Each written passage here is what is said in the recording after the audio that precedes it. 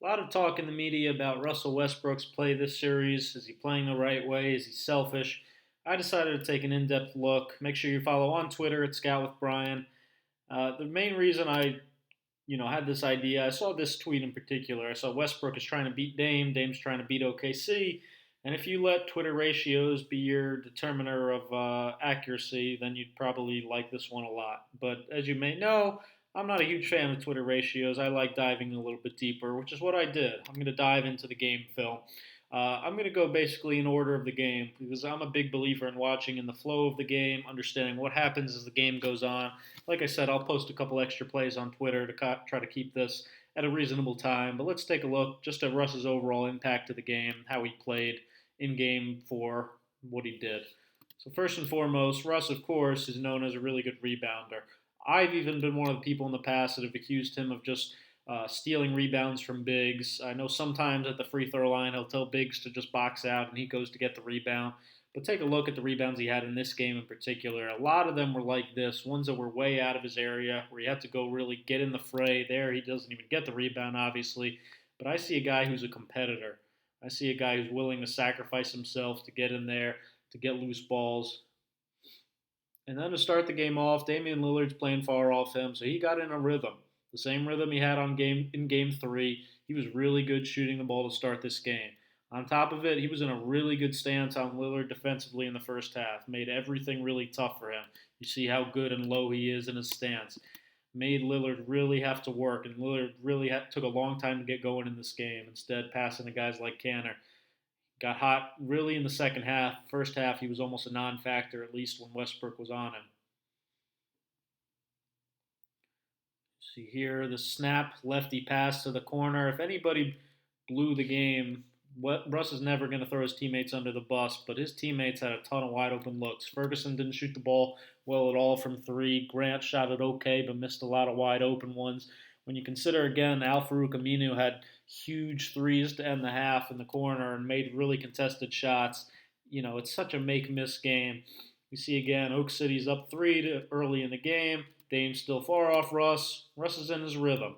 This is when he looks really good. When he's able to kind of rock you and get that shot with you far off him. That put Oak City up five, made Terry Stotts call an early timeout. Right out of the timeout, Portland comes out in an ice. Russ reads it. Hits Steven Adams perfectly in the pocket. Adams happens to miss the dunk. A lot of these potential assists you'll see.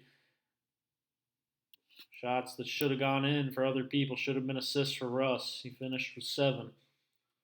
Against the switch again here. They're sagging far off him. The solution, pull up and shoot.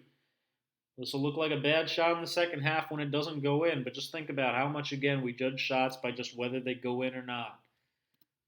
Yes, nobody would argue he's a good shooter or a great shooter or anything like that, but he's an acceptable shooter, and when it's going in, it looks good. When he's a little short, it doesn't. Portland does a great job, though, walling up against him, making him see bodies, going under every pick and roll. So instead, he has to make unselfish plays like this, which he does. You see in transition, he's going to dump it off to Schroeder right behind him, who's going to make the extra pass. Doesn't show up in the stat sheet for us. If all he cared about was an assist, he wouldn't have made that pass.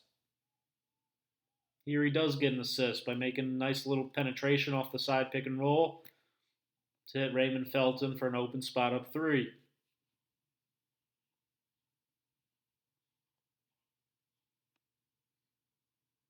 Again, playing with pace. Does a great job finding Grant, who connects here. His pace in this game, I thought, was really, really good. Got the shorter Curry matched up on him. The Rock, again, first half, up 4. Shots are going in just like they were game 3. Russ looks like the hero. Trying to post against the size mismatch, but then he pulls Lillard out, shoots over him. Up 2. 1 minute left in the half. Lillard's backing off again. This is a good shot to me. Doesn't go in, but this is the shot they're giving him. They're far off him, and Russ has made it. He's shooting the ball really well in this game so far. He happened to lose his rhythm, but he was shooting the ball great.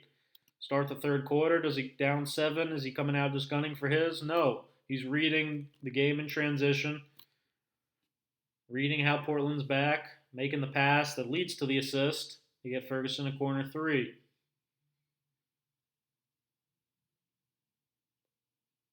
Here he is defending off the ball. Collins going to get blocked. Russ is going to get back in the fight. These are the things when you hear coaches talk about winning plays. He's guarding Lillard, an elite shooter who obviously you don't want to leave. But on the block, he senses PG, all these guys going after the ball. PG falls down. If Russ isn't back here in the fight, Harkless comes up with the ball and maybe gets a layup. He's alert, he's aware, he fights, he's in the right place. Coming back on the other end, he's going to push the pace again. Phenomenal pace here. Collapsing the defense, attacking the paint, gets Ferguson another wide open look from three. These were great, really high quality looks he created. And then again, you see, this is Portland's defense. A lot of people calling for Russ to just attack every time. It's not possible with Canner all the way back here at the rim, just waiting like this. They have Lillard trying to go under every screen. If he's going to go under not once but twice, Russ has to shoot this ball. He just does. The fact that it happens to clank isn't how we judge the decision. It was a good decision to shoot this ball. And like I said, he was in a great rhythm shooting in the first half. He lost it in the second half. Now, Dame, who apparently is playing only to win, and Russ is playing only for himself, I don't think we've seen that so far, like we said. Dame's going to come out looking for his shots, too. He had 3 assists. He makes his impact shooting the ball, which, to his credit, he's a much better shooter than Russ and probably a better overall player at this point, a better playoff player. He's a big-time shooter. Russ is doing everything he can to fight on this screen. Adams has got to be up maybe a little bit more, but this is a good 3 to 5 feet behind the line. It's an obscene shot. Now Russ is on Lillard at first, but they're going to switch same size with Paul George. Oak City's been icing all game, meaning Paul George is supposed to jump up into Lillard and send him down to the baseline where Adams is going to cover. Instead, he doesn't get it iced, though. Lillard's able to come off again, and by now Lillard's hot. He's feeling it. He's in his groove. He's in his rhythm. So he's coming out shooting. That's what great shooters do. Russ isn't a great shooter. He was in his rhythm in the first half, fell out of his rhythm in the second half. But he still kept the pace up. He made plays for his teammates. He makes the right play defensively. Canner shoots that flip shot. You see again. Guys are mixed up. Adams boxing out. It's a long rebound. It's out of area. Harkless has the lead on the ball. If Russ doesn't come back in this play here and get in this fight, even though he's guarding Lillard, that'd be Portland's ball. These are big-time rebounds we're seeing.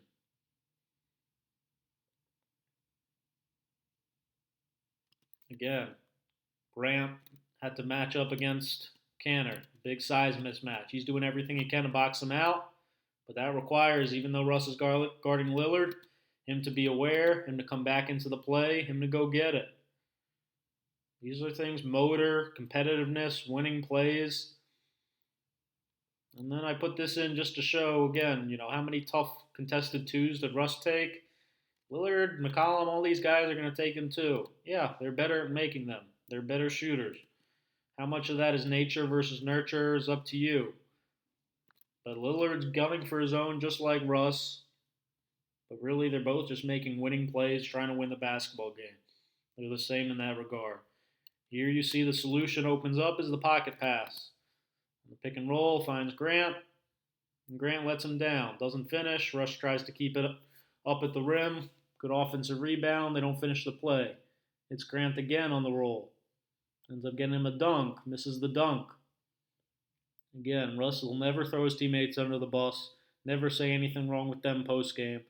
See, again, he puts the pressure on the defense. He finds Grant on the kick-out three. Again, pressure on the defense, finding Paul George a wide-open corner three. I thought Russ could have attacked a little bit more overall, got into the free throw line a little bit more, but Russell Westbrook is not a selfish player. To answer this question, heck no. He makes the right play, he makes the winning plays, he competes. Okay, whether that team's good enough around him in the playoffs, and if they have enough of a bench and enough shooting around him, those are all up for debate. Is Russell Westbrook selfish? No. And I would bet on him coming back in Game 5 and stealing a game in Portland. That guy's a competitor. I'd want him on my team any day of the week. Make sure you follow on Twitter at ScoutWithBryan. Make sure you thumb up, subscribe, leave a comment. I'd really appreciate it. Thanks for watching.